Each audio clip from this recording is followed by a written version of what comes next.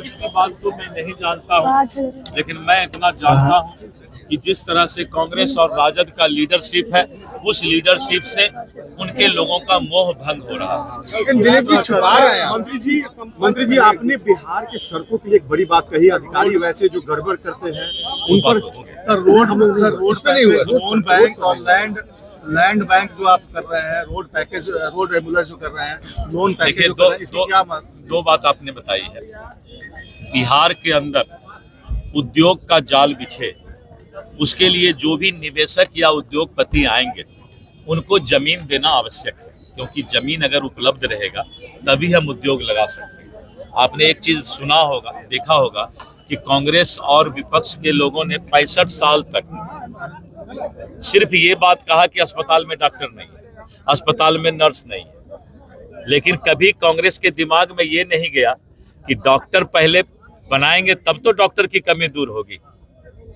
हमारे शरीर में कोई रोग हो गया है तो पहले इलाज न करवाएंगे, तो वो लोग कभी डॉक्टर बनाने के बारे में नहीं सोचा, कभी नर्स और पैरामेडिकल स्टाफ कैसे नया बने उसके लिए नहीं सोचा।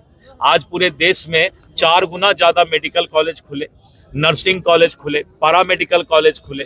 तो उसी तरह अगर हमको निवेशक को लाना है, बिहार में उद्योग का जाल बिछाना है, तो उनके लिए रेड कारपेट तैयार करना होगा। और जब आप रेड कारपेट तैयार कीजिएगा, फाइनेंशियल नीति लाइएगा, इंसेंटिव दीजिएगा, पावर का सुविधा दीजिएगा, रोड इंफ्रास्ट्रक्चर, उसके बाद जो है साथ में एयर कनेक्टिविटी, रेल कनेक्टिविटी दीजिएगा, तब जो है कोई भी राज्य विकसित राज्य की ओर आगे बढ़ता है। तो ये सारा प्रोसेस है जिसके सूक्ष्म प्रबंधन की आवश्यकता है।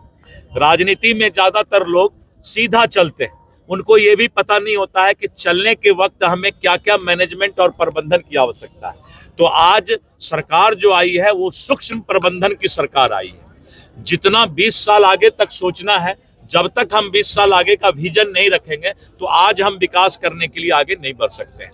तो हमारा विजन 20 साल आगे का है, हम बिहार को आगे बढ़ाना चाहते हैं और बिहार के लिए जो भी इंफ्रास्ट्रक्चर तैयार करना है उस इंफ्रास्ट्रक्चर को तैयार करना है। कॉन्सेप्ट क्या है? रोड एम्बुलेंस का जो कॉन्सेप्ट है, जिस तरह से इंसान क्या है?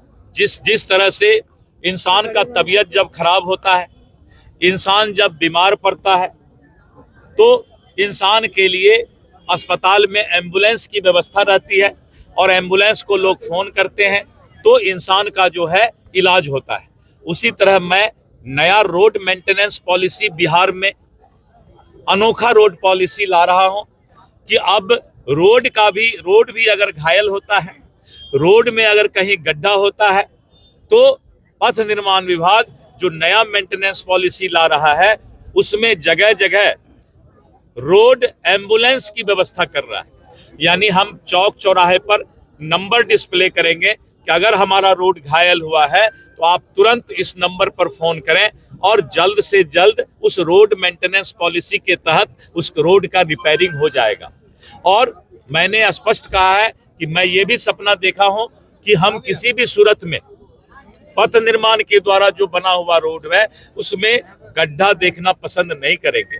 और अगर मैंने कहा है कि जरूरत पड़ेगा तो हम ये पॉलिसी भी लाएंगे कि अगर कहीं गड्ढा, पथ निर्माण विभाग का रोड, क्योंकि रोड बहुत तरह का होता है, ग्रामीण विकास का भी होता है, गांव के परिवेश में रोड डैमेज हो सकता है क्योंकि वहां पानी का जमाव होता है, बहुत दिक्कत होता है।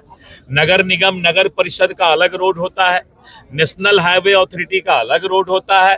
तो सिर्फ पथ निर्माण की मैं बात कर रहा हूं कि पथ निर्माण में हम आने वाले समय में रोड मेंटेनेंस पॉलिसी के बाद 6 महीना का समय ठेकेदार और विभाग को देंगे। 6 महीना के बाद अगर किसी तरह का कोई मेंटेनेंस में कोताही होगा तो गड्ढा दिखाओ इनाम पाओ का भी हम जो है योजना लाएंगे, जिससे कि पूरे देश के अंदर अपने आप में ये अनोखा योजना होगा। एम्बुलेंस 24 घंटे तैयार रहेगी दिलीप जी? हाँ, एकदम। जिस तरह